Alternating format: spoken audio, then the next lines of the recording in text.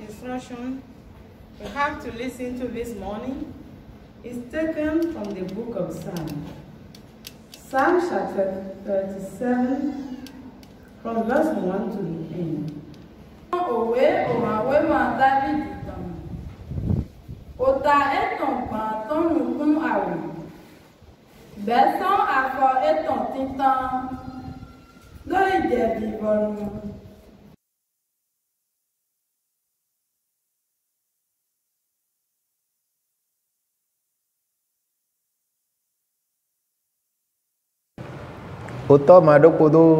Père éternel, nous avons ouvert ta parole spirituelle dans le livre des Psaumes. Et nous avons constaté toutes les richesses qu'il détient. Et les bénédictions qu'elle renferme aussi. Et ceux à qui elle est destinée sont les réservés. Pour cela, Seigneur, donne-nous la sagesse une fois que nous sommes venus vers ta parole, afin de choisir le rempli de bénédictions et de ne point tenir sur le mauvais chemin qui est si rempli de malédictions. Au nom de Jésus.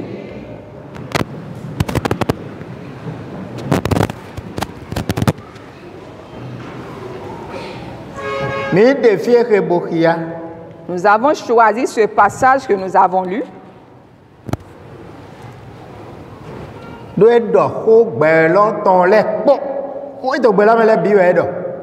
Parce qu'il a parlé touchant tout ce qui se passe dans le monde.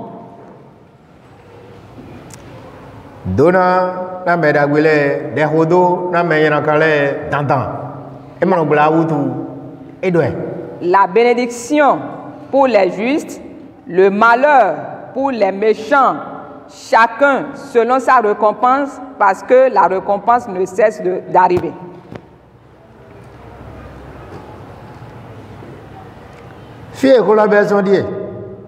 Voici donc le début de ce passage. Le passage reprend le juste. Ce n'est pas les méchants. En ces termes,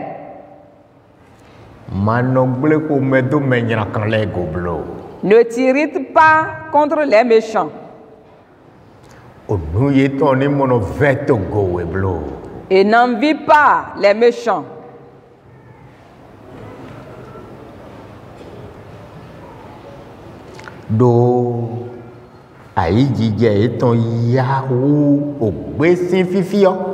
Car ils sont fauchés aussi vite que l'herbe.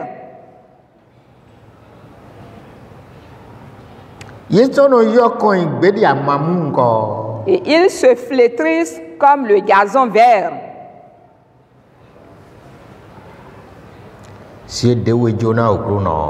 Confie-toi en l'Éternel et pratique le bien.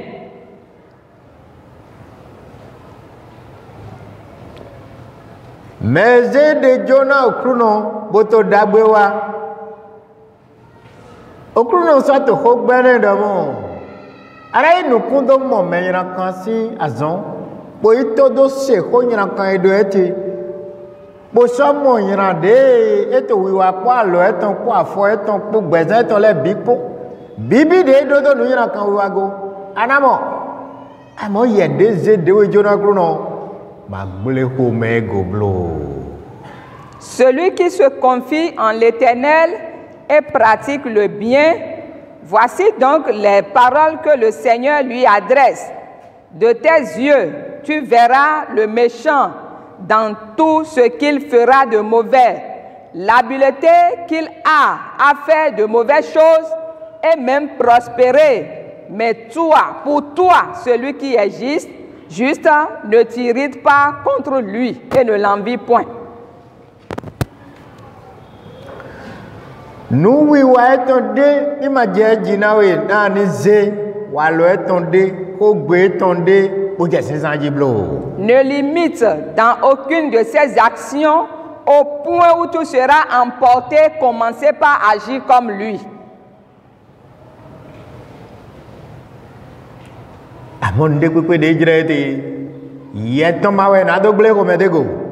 Mais de tout ce qu'il fait, il ne te revient pas de t'irriter contre lui.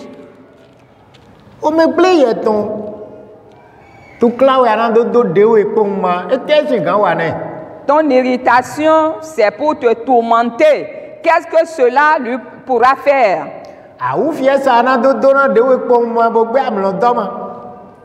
Tu te donneras des peines, tu te feras du mal au point de perdre le sommeil.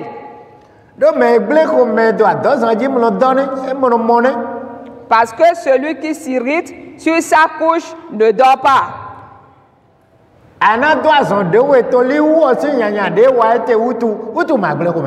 Tu vas te rendre malade à cause de la méchanceté qu'il est en train de commettre. Pour cela, donc, ne t'irrite pas.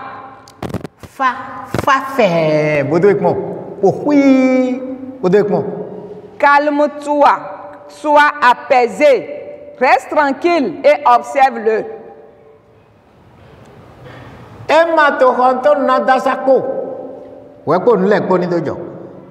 Il ne va même pas franchir la porte avant que tout n'arrive.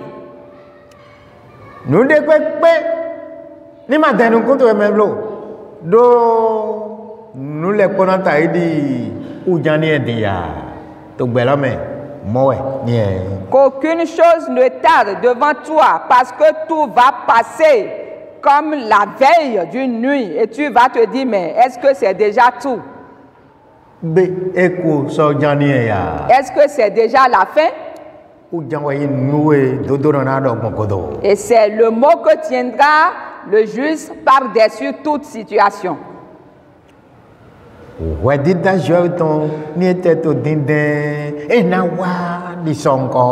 Et même si le jugement de Dieu tarde à venir, il viendra coûte que coûte, comme si c'était la veille de la nuit.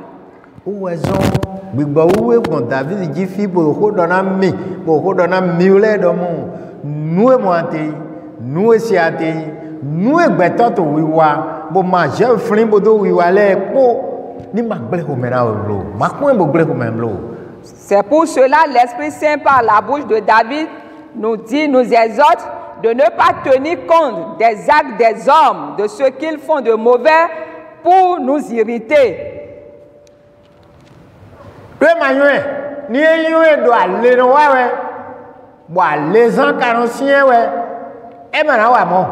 Parce qu'il n'est pas conscient.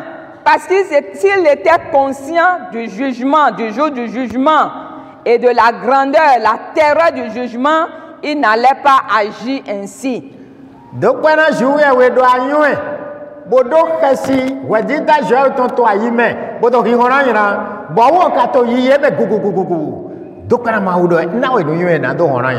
Remercie donc Dieu qui t'a donné la sagesse de te retenir par rapport aux mauvaises actions. Mais lui, de son côté, il n'est pas conscient et il ne fait que s'enfoncer dans le malheur.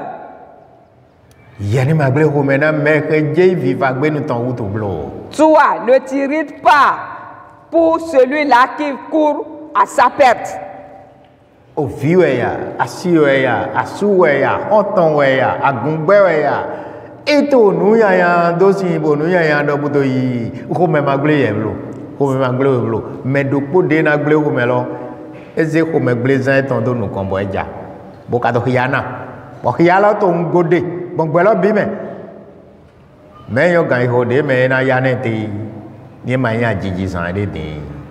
Que ce soit le fils, le père, la mère, un ami qui se laisse emporter par le mal, toi, ne t'irrite pas à cause de lui, parce que nul ne sait le jour du jugement, mais qui va venir certainement. Pour cela que le juste ne s'irrite pas.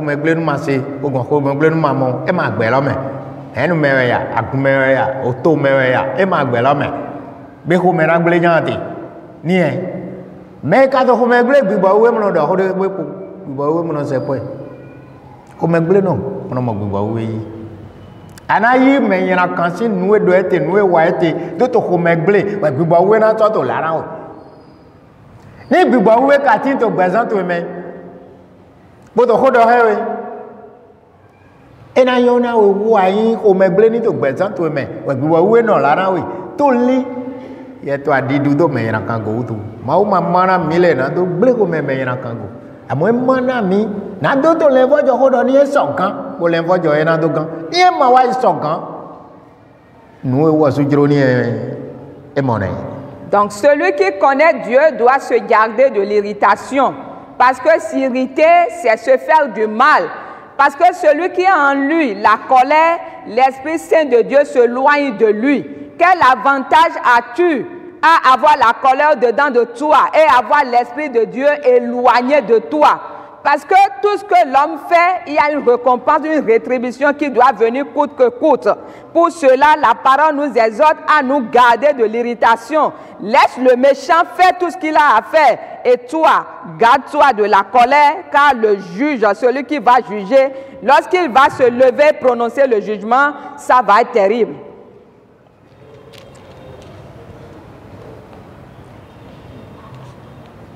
Madame, non.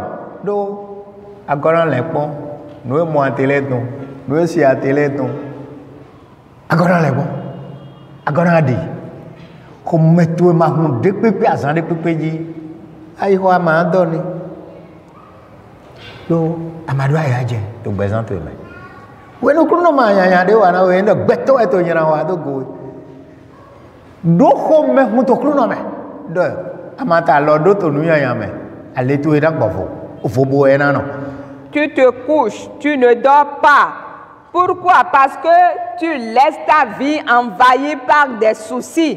Tu ne peux pas dormir, mais tu dois te garder de ces choses. Et puisque si c'est Dieu qui ne te fait aucun tort, les problèmes que tu as là ne viennent pas de Dieu. Et si cela vient des hommes, laisse tout à Dieu et reste tranquille et tu auras de la joie par-dessus. Noto krono yo wa ya je ko so le a u fi esa to susu noto yi ro e kwa ya je ko to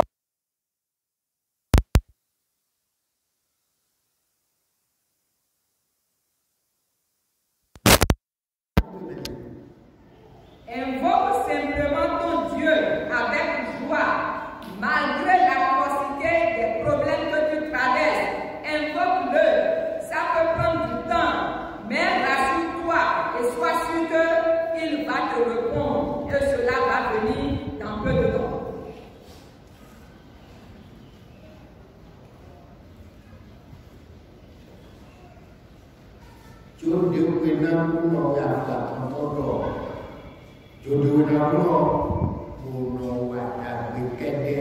Le troisième verset dit: confie-toi en l'Éternel et pratique le bien.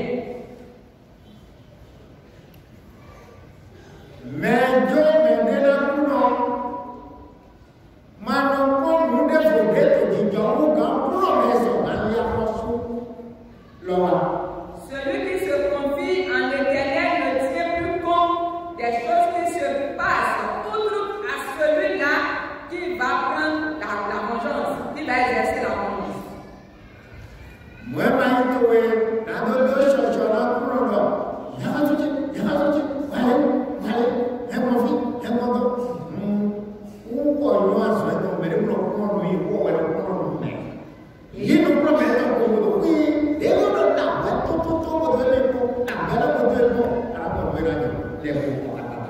Il ne te revient pas de mettre la pression sur Dieu en disant: tire vengeance, prends vengeance, fais ceci, fais cela. Non, on ne le presse pas, on ne le conseille pas avant qu'il n'agisse. Laisse-le, toi, fais ce qu'il te demande de faire et tu restes tranquille pour observer ce que lui va faire aujourd'hui.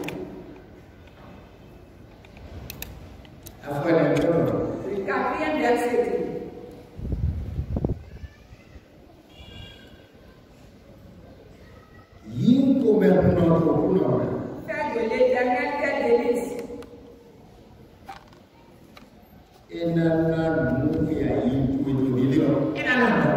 Il te donnera ce que ton cœur désire.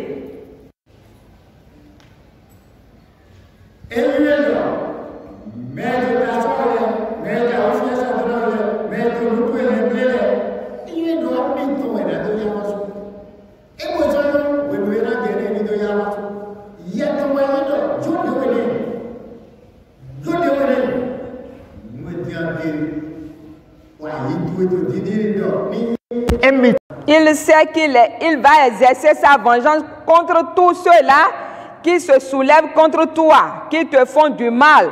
Toi, il te suffit de te laisser à lui, de te confier en l'Éternel, et il te donnera tout ce que ton cœur désire. Oublie les méchants avec leurs œuvres. Oublie les médisants et leurs critiques. Ne te soucie même pas d'eux.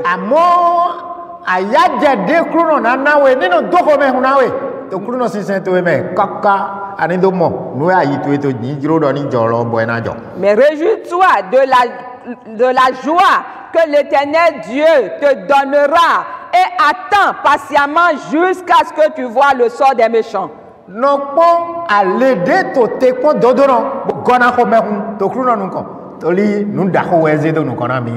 Considère la récompense qui attend le juste et réjouis-toi parce que ce que Dieu nous a réservé, c'est de grandes choses.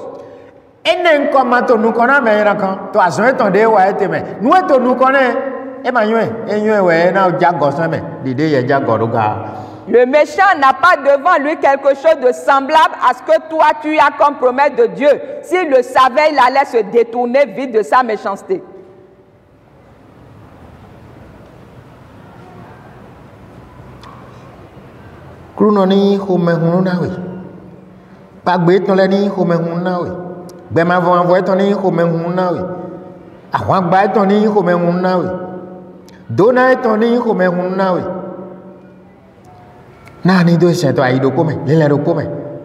Fais de l'Éternel tes délices, que sa victoire soit tes délices, que sa joie soit tes délices. Adore-le avec joie et dans un cœur uni.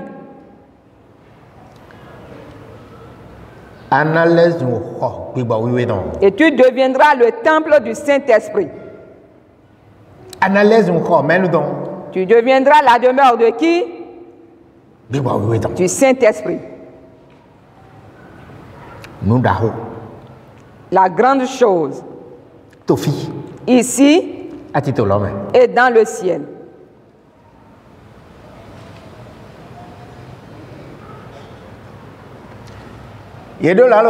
Joseph posé do gamin. Ni les coins ne ouais Joseph te to gang pas mais boto adidu. Ba wa de wa le te ou quoi. Be kuruna non il sait quoi pour to do khaido mo. Joseph a été faussement accusé et jeté en prison. Si dans la prison il se souciait de cela, est-ce que l'Éternel sera toujours en train de parler avec lui dans la prison? Et doit y aller dans to yae ma jehe na jiji. Ah, okruno do para. Dans ma mérité. Beto ka do ya rami. Ndo fi, ndo kun bawe. Alors tu veux que raconter? Okruno so train alors. Et so train alors pour to flin. Aroko. De. Pozedo fi yaga uga. Il avait la joie parce qu'il était innocent et que c'est faussement on l'avait accusé. Et dans sa joie, il implorait l'Éternel, il lui présentait la situation et disait à l'Éternel, ici, je n'attends que ton secours, je n'attends que ton aide jusqu'à ce que l'Éternel fût déployé ses ailes et l'a secouru, l'a élevé. Il te donnera tout ce que ton cœur désire. Cela est vraiment merveilleux. Et si nous pouvons parvenir là pour l'obtenir, arriver où?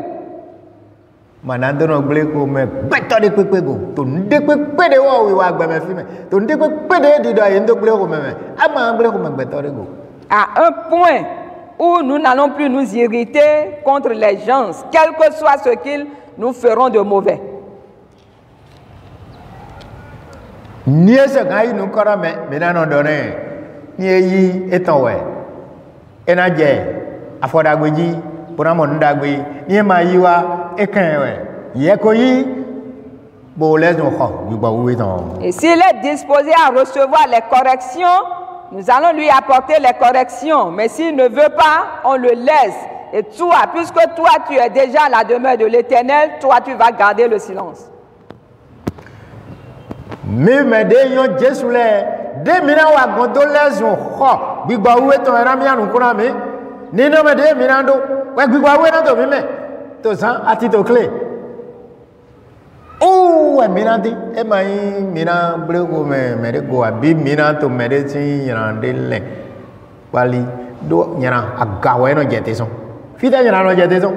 Aga no jete son. Dagbe aga no jete son. De me de kuno po ka jeke wo no jete deji, azan gbe jete te. Ni nya wo blaton, na nya wo blana to, boyina henu, boyina toko no ko, boyina gun ni eta gume. Saya ben jetete.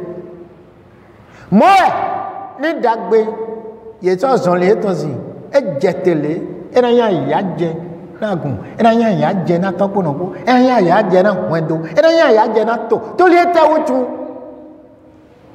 Hu dagbe jiwe aussi do na jete do mero poji. Boyi meto we wutu.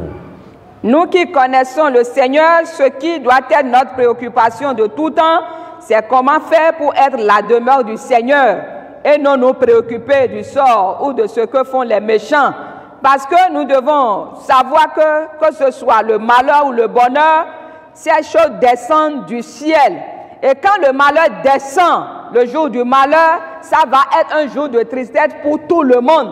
Et si c'est encore le bonheur, ça va être aussi un sujet de joie pour tous ceux-là qui vont assister à cela. De mina wa bon wa donana jete aya jera mele koton ou si alimini ule mina so mo edo mo de karan bon wa de ko donana jete bonanya ou bla mele koton mini ma bon iro ne bablo. Et comment faire pour attirer la joie, pour que ce soit un sujet de joie pour tout le monde? C'est ce chemin-là que nous devons chercher et emprunter. Mais faire les choses pour attirer le malheur, pour que cela soit un objet de malheur ou de tristesse pour tout le monde, nous devons éviter cela et chercher tous les moyens pour ne pas emprunter ce chemin-là. Il te donnera ce que ton cœur désire. Ôtons donc la colère. Ôtons les soucis.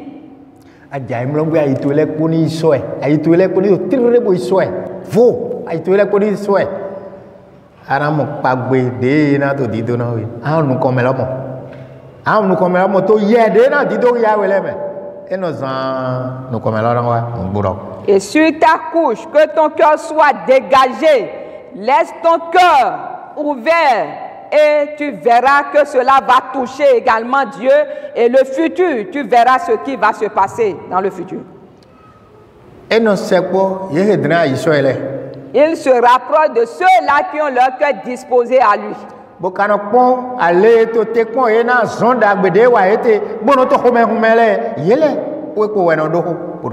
Et il regarde également la récompense qui attend ceux-là qui le servent avec joie. C'est avec ceux-là qu'il dialogue.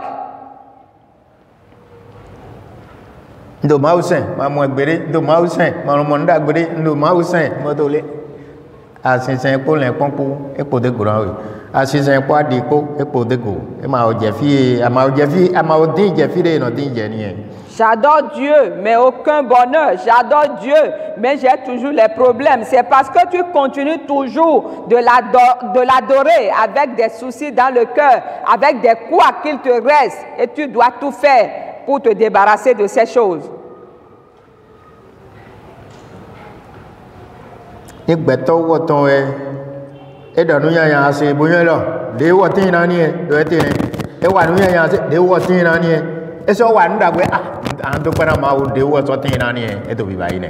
Et si c'est pour l'homme, quand il raconte de mauvaises choses ou quand il fait de mauvaises choses, tu dois savoir que c'est sa nature. Et si un jour il arrive à faire du bien, tu remercieras également l'Éternel pour lui.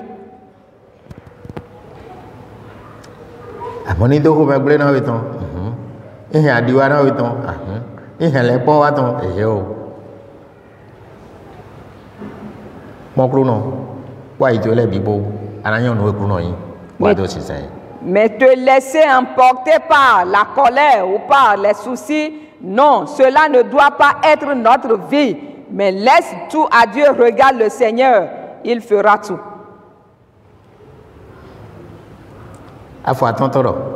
Le 5e verset dit: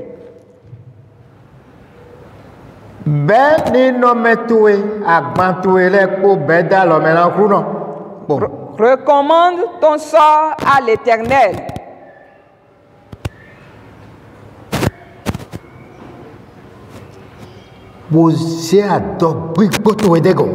Mets en lui ta confiance.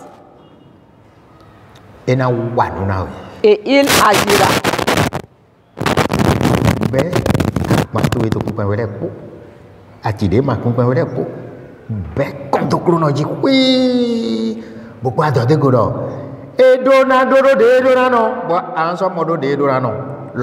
Recommande ton sort à l'Éternel.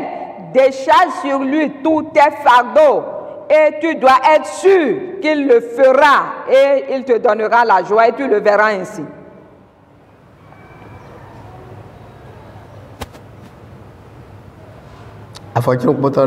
Le 6e verset dit: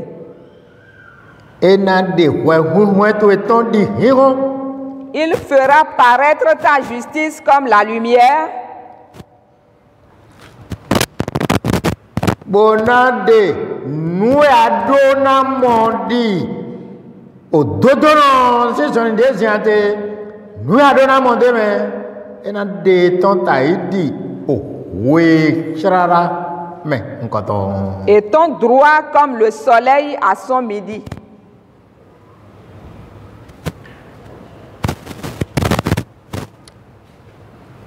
Be dodono de to zoni dodo ton zin. Donc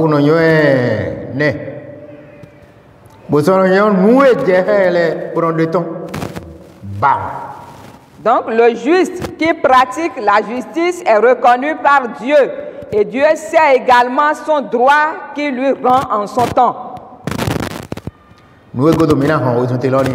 C'est derrière ces choses que nous devons courir.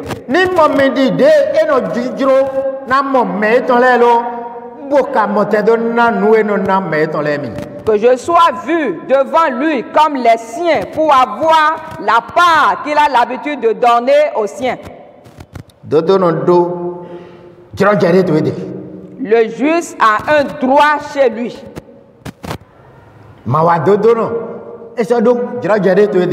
L'injuste également a un droit auprès de lui. Et son dû, c'est la malédiction.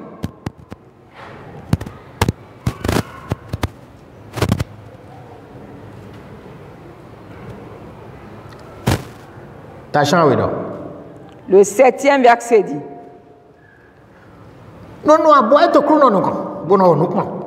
garde le silence devant l'Éternel.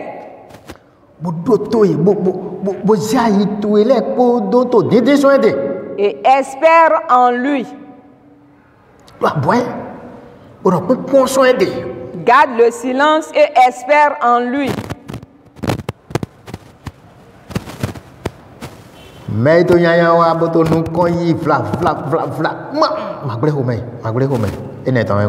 ne t'irrite pas contre celui qui réussit dans ses mauvaises voies.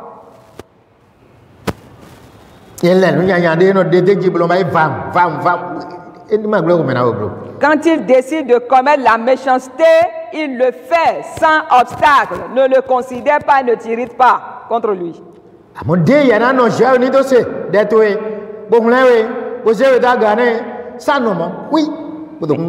Mais comment faire pour que Dieu puisse t'exaucer et te lever au-dessus du méchant? C'est ce que tu dois rechercher en tout temps et le faire et le pratiquer. Chante entendre. Le 8e verset dit, laisse la colère, abandonne la fureur, ne t'irrite pas. Ce serait mal faire. Si tu t'irrites, ce serait mal faire. Pour cela, n'agissez plus. Ne faites plus cela. C'est quoi même? Qu'est-ce qu'il ne pourra pas faire? Si tu lui laisses ton cœur, si tu espères en lui, sans colère,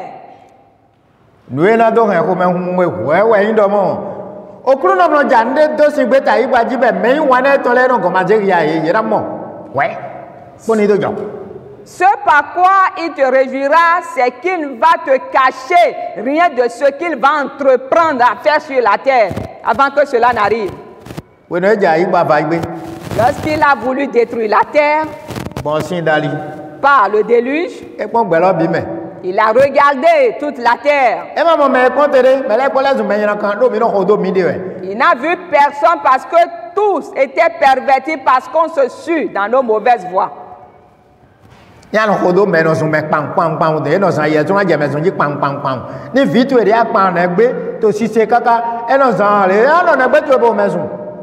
Si tu côtoies celui qui injurie, un temps après, toi-même tu vas commencer par injurier les gens. Même l'enfant que tu portes au dos va commencer par t'emboîter dans tes propos. C'est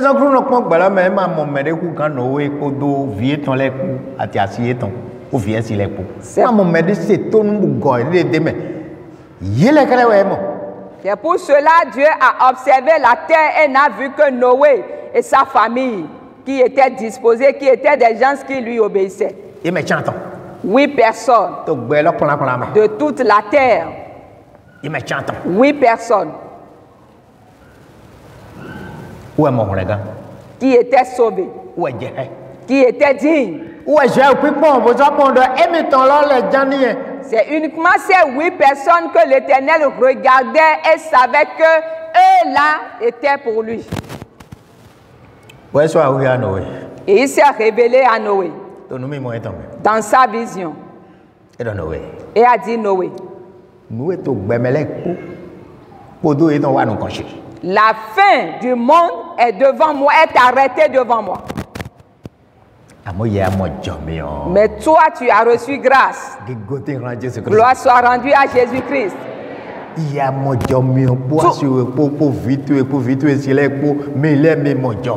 Toi, ta femme, tes enfants, ta belle-fille, vous avez trouvé grâce.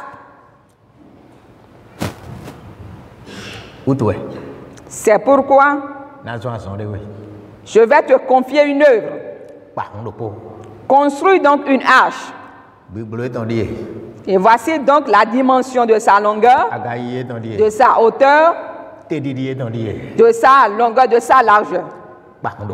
Construis simplement une arche. Et après cela, il n'a plus entendu l'Éternel parler. Aucune vision après. Noé s'est levé et s'est mis à l'œuvre. Construit une arche dont il avait déjà le modèle. Toutes les dimensions étaient déjà données. Il s'est levé, s'est mis au travail. C'est ce qu'on appelle marcher dans la foi. Il a reçu le Seigneur.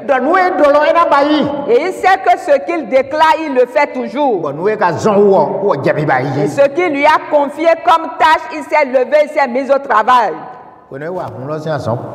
Après avoir fini l'âge, l'Éternel s'est apparu encore une fois à Noé. Et a dit, tu as bien fait. Et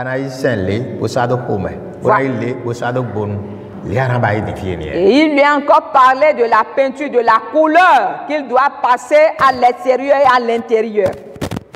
Noé,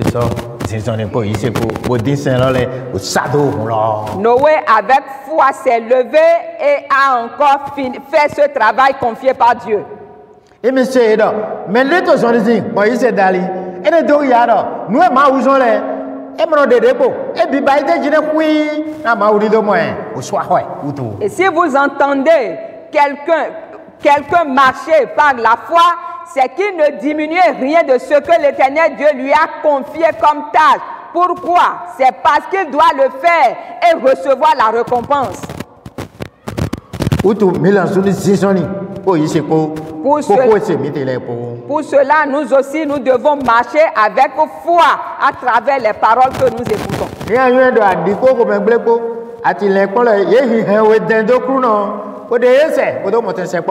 Et si tu sais que c'est à cause de la colère, des soucis que tu es loin de l'Éternel, tu dois te débarrasser de ces choses pour te rapprocher du Seigneur.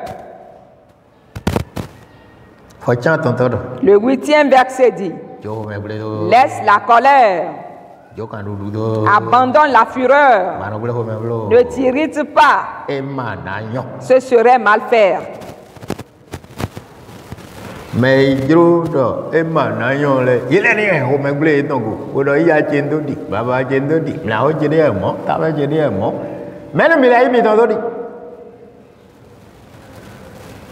ceux qui souhaitent que ça soit mal fait pour eux, qu'ils gardent la colère, la rancune, la fureur, en disant même que je ressemble à mon papa, j'ai hérité ça de ma maman. Et vous, de qui avez-vous hérité cela? Mais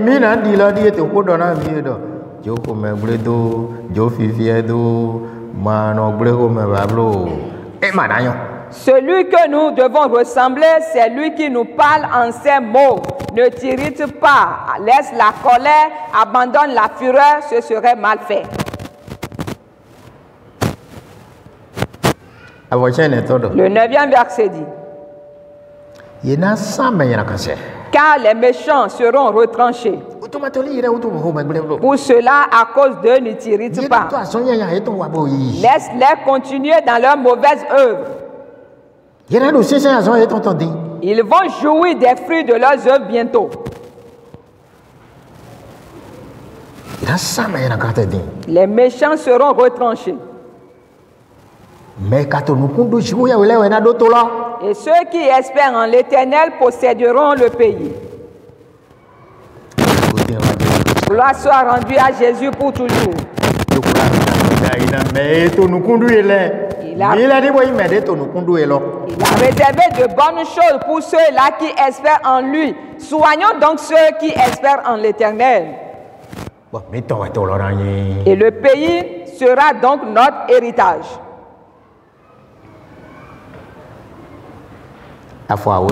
Le 10e verset dit: encore un peu de temps, et le méchant n'est plus. Encore un peu de temps, et le méchant n'est plus. Tu regardes le lieu où il était, il a disparu. Et les misérables posséderont le pays.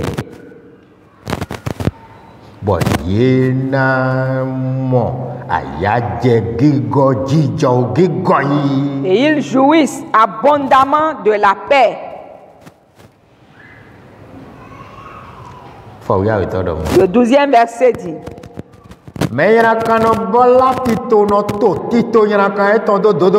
le méchant forme des projets contre le juste. Et il grince des dents. Il grince des dents contre lui.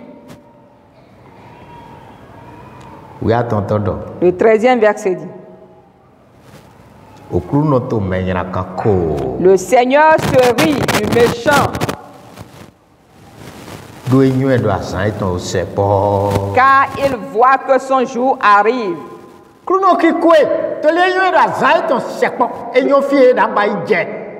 Le Seigneur se rit du méchant parce qu'il voit son jour arriver. Il connaît sa fin.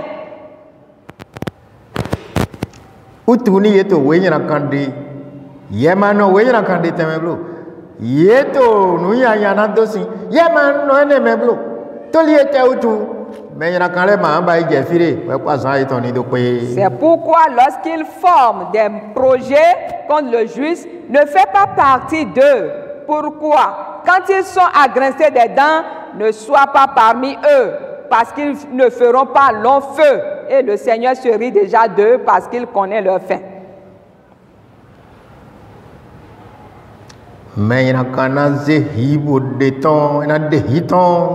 Les méchants tirent le glaive.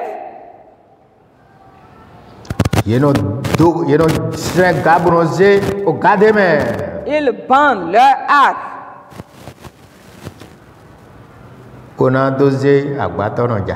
Pour faire tomber le malheureux et l'indigent, pour égorger ceux dont la voie est droite.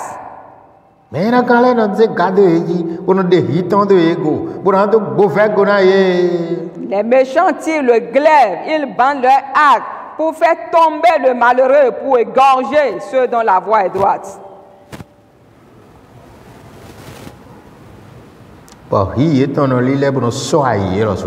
Et leur glaive entre dans leur propre cœur.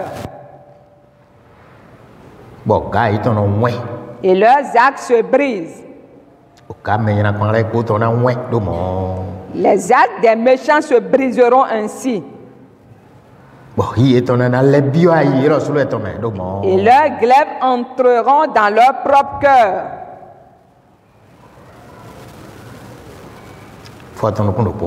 Le 16e verset.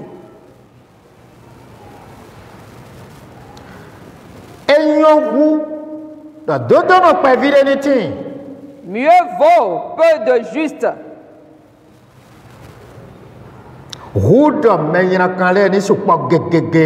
que l'abondance de beaucoup de méchants.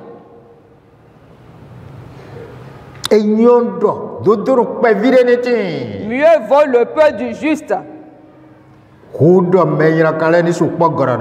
que l'abondance de beaucoup de méchants.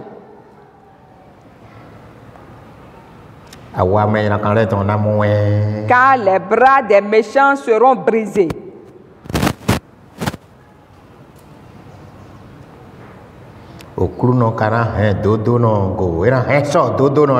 Mais l'Éternel soutient les justes.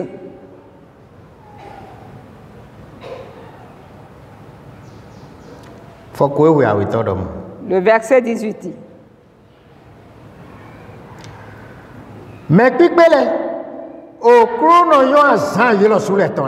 L'Éternel connaît les jours des hommes intègres.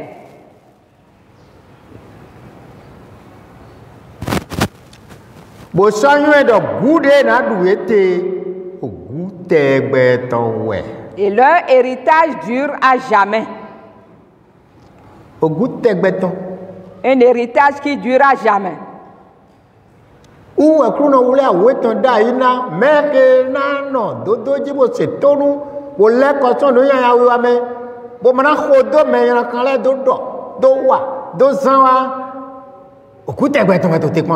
C'est ce que l'Éternel a réservé à l'homme droit qui pratique la justice, qui ne va imiter le méchant en rien, ni dans ses propos, ni dans ses actes. Ce qu'il a comme héritage, c'est un héritage qui dure à jamais.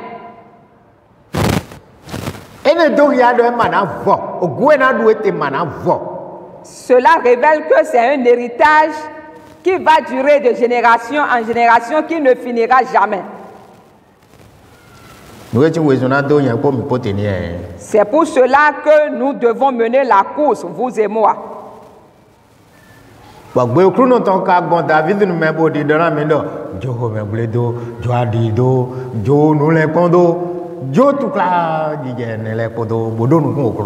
Et la voix de l'Éternel, par la bouche de David, nous exhorte et nous dit d'abandonner la colère de nous détourner de la fureur, de laisser passer la colère et d'espérer en l'Éternel.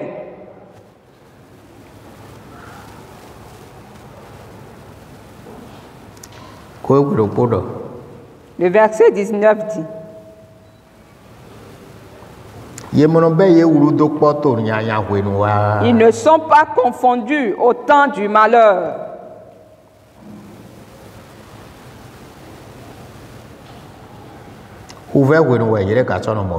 Et ils sont rassasiés au jour de la famine. Seul Dieu sait comment il agit ainsi. Aucun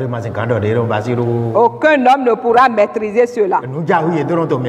C'est un miracle qu'on ne cesse de recevoir. La Bible nous a dit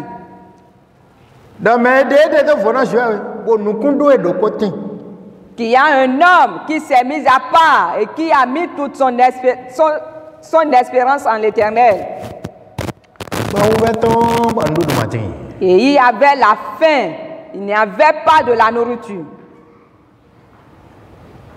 Et il y a un fille. Un moto flin, ouais, il flin.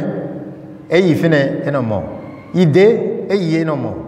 Des nélèmes à Timba, Crow, en sorte de donner Jaou, et Minando Yokou, donc Yami. Et un temps après, le Seigneur l'a envoyé quelque part. Et là-bas, il est allé, il a trouvé les choses telles que le Seigneur lui a dit. Et un instant après, il l'a envoyé en un autre endroit. Mais après cela, quand la nourriture a manqué complètement, pour que l'Éternel Dieu puisse lui démontrer sa grandeur et sa puissance,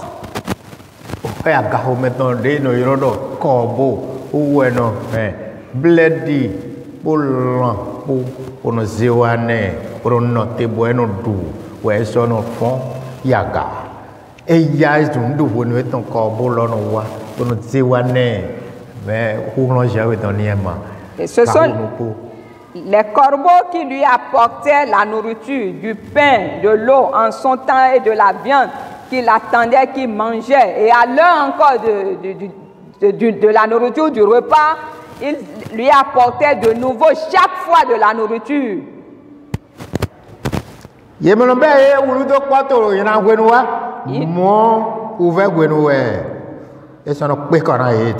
Ils ne sont pas confondus au temps du malheur, et c'est au temps de la faim, au jour de la famine qu'ils sont rassasiés.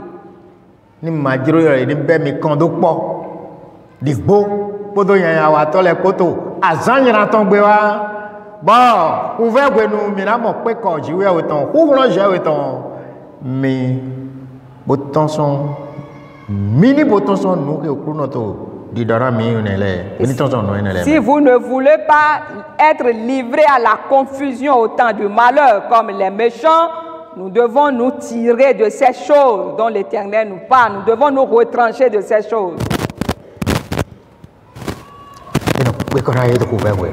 Ils sont rassasiés au jour de la famine. Parce que le Seigneur, notre Dieu, il est merveilleux. Et il peut utiliser tout pour faire un miracle. C'est sa puissance.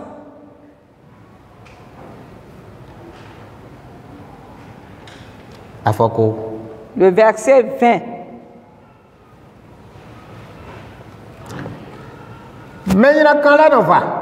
Les méchants périssent. Et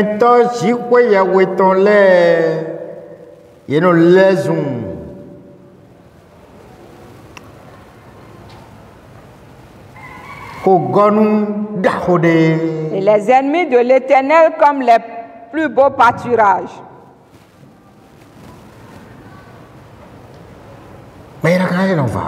Les méchants périssent.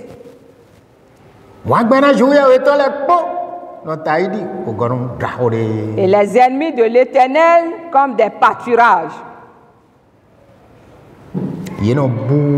Ils s'évanouissent. Ils s'évanouissent en fumée. Si nous ne voulons pas évanouir comme la fumée, obéissons donc à l'Éternel. Le 21e verset.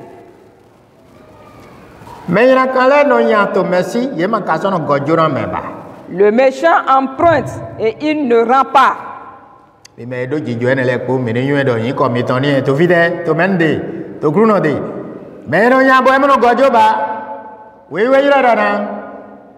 Méchant. Hein? Mais yellow, prenez-moi go buy mon américain au bémé. Mais les monseigneurs ont école et dis-moi mal les nassou. Mais les mois ouais mon coup. Mais il a quand l'air on y a. À moi il me souba. Le méchant emprunte et ne rembourse pas. Celui qui emprunte et qui ne rembourse pas, voici donc le nom qu'on lui donne ici. Il est un méchant. Combien de fois toi tu as déjà emprunté, tu n'as pas remboursé? À combien de personnes tu dois là où tu es maintenant? Ne sois pas, n'agis plus ainsi. Sachez qu'on réclame, on redemande les dettes dans le ciel.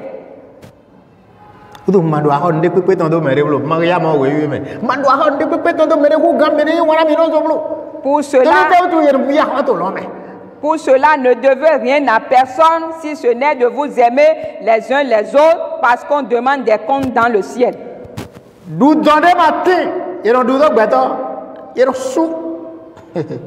Il n'y a pas des choses qui soient laissées impunies. Tout ce qu'on fait à son prochain, on le rend forcément.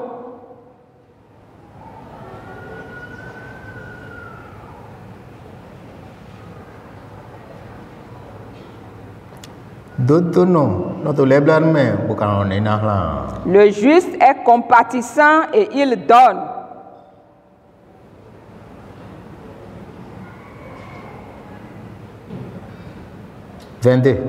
Le 22e verset.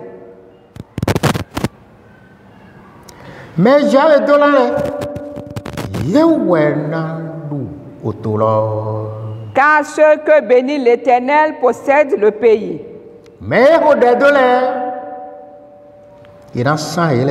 Et ceux qu'il maudit sont retranchés.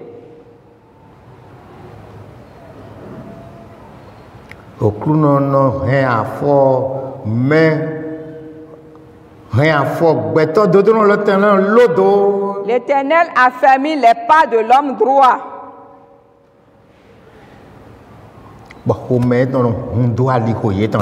Et il prend plaisir à sa voix.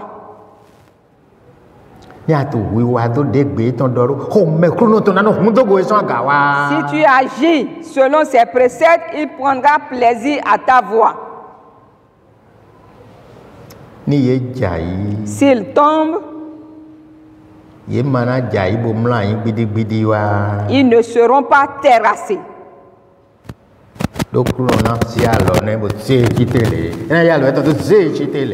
Car l'Éternel lui prend la main.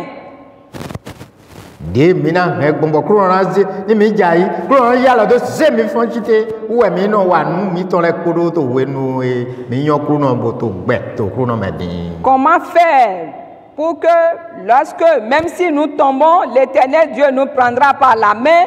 C'est ce que nous devons rechercher une fois que nous avons déjà connu le Seigneur. Celui qui est tombé, mais qui a été relevé par le Seigneur, allons-nous considérer cela comme une chute? Il va se relever avec une grande gloire.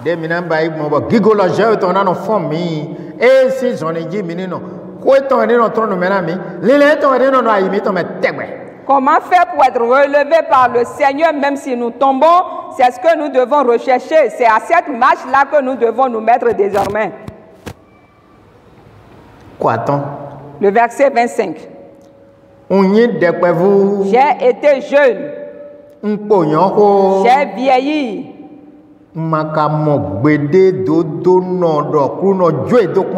Je n'ai point vu le juste abandonné par le Seigneur, ni sa postérité mendiant son pain. Gloire soit rendue à Jésus pour toujours. Gloire lui soit rendue pour toujours.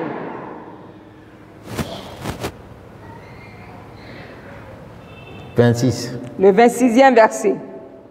Oui, binou, les blancs me noté. Toujours, il est compatissant Oui, binou, et non, y a là. et il prête.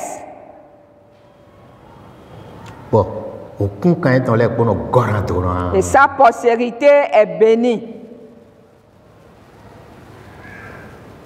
27. Le 27e verset. Les cochons, y en a godo. Détourne-toi du mal, Non, wadagbe. fais le bien Tani montin do non, non tento et tek beton là. et possède à jamais ta demeure.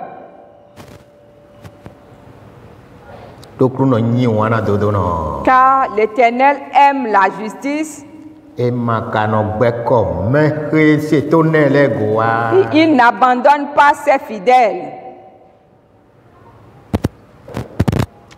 Et non to chichaye. Ils sont toujours sous sa garde.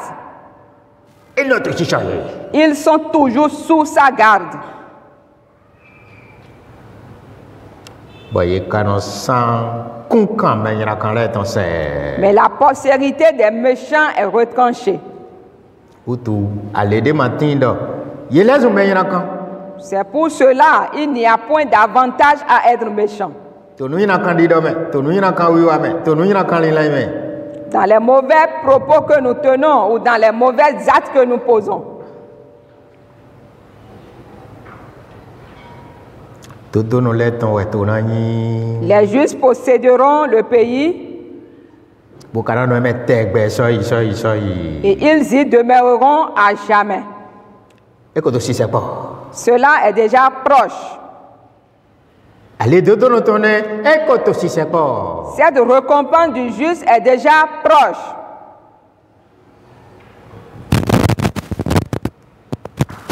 Onu dodo no ton no to nu yu e hodo. La bouche du juste annonce la sagesse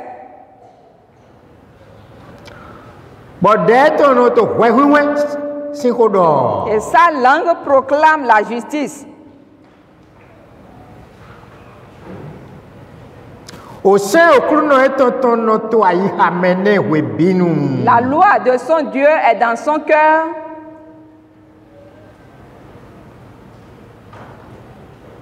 Afo ton mono flanson e ji. Ses pas ne chancellent point. O se okru no to ayi mene we binu. Afo ton mono flanson e ji. La loi de l'Éternel est dans son cœur et ses pas ne chancellent point.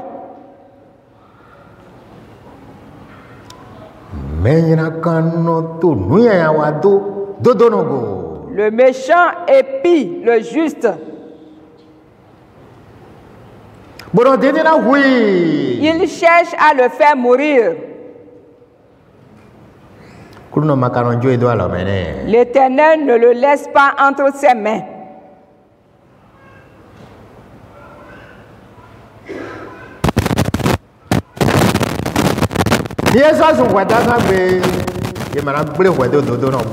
Il ne le condamne pas quand il est en jugement.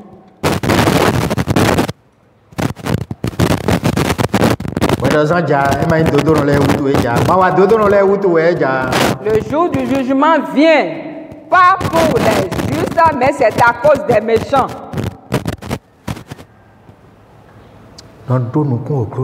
Espère en l'Éternel, garde sa voie.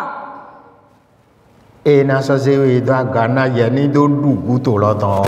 te lèvera pour que tu possèdes le pays. Tu verras les méchants retranchés. Tu les verras retranchés. Et tu sauras ce qu'on appelle être retranché.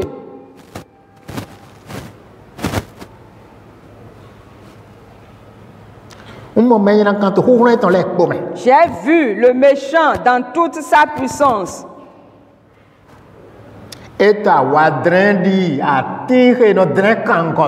Il s'étendait comme un arbre verdoyant. Il a passé et voici, il n'est plus.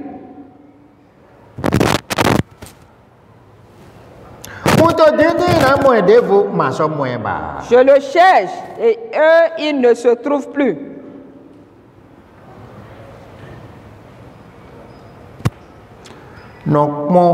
Mais c'est tout nous, on nous a dit,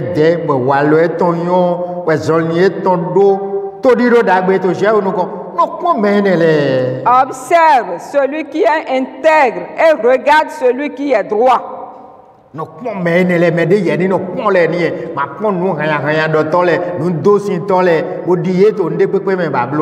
Regarde ceux-là, qu'ils soient considérés à tes yeux, et ne regarde pas les méchants, ceux-là qui font de n'importe quoi, ne les regarde pas.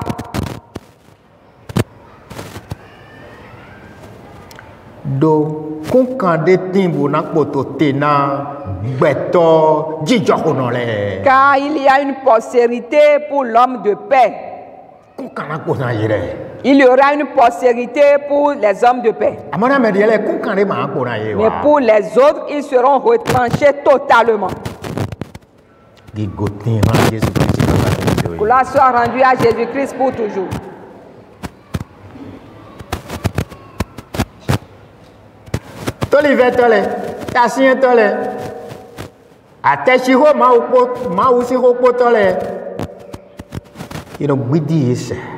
Les rebelles, les désobéissants, ceux qui rivalisent avec le nom de Dieu ou sa parole sont tous anéantis.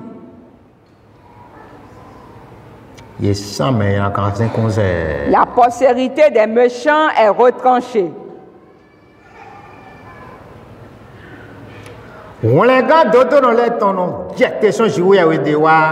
Le salut des justes vient de l'Éternel.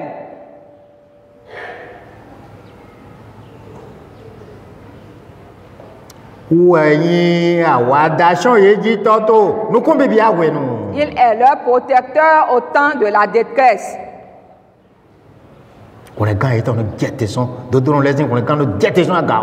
Le salut des justes vient de l'Éternel. Et il est leur protecteur au temps de la détresse.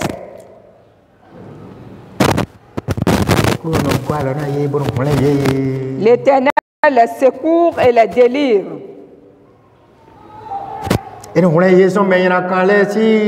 Il les délivre des méchants.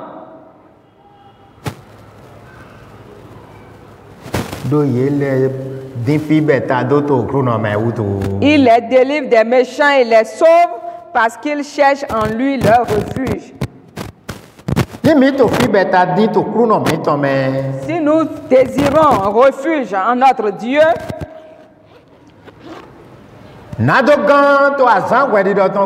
pour être sauvés au jour du jugement,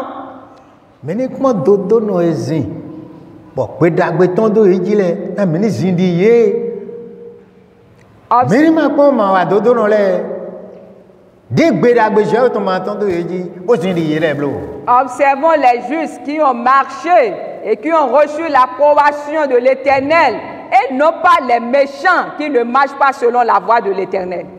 Jésus-Christ. Jésus-Christ, qu'il grave ses paroles dans le cœur de chacun de nous. Au nom de Jésus. Amen.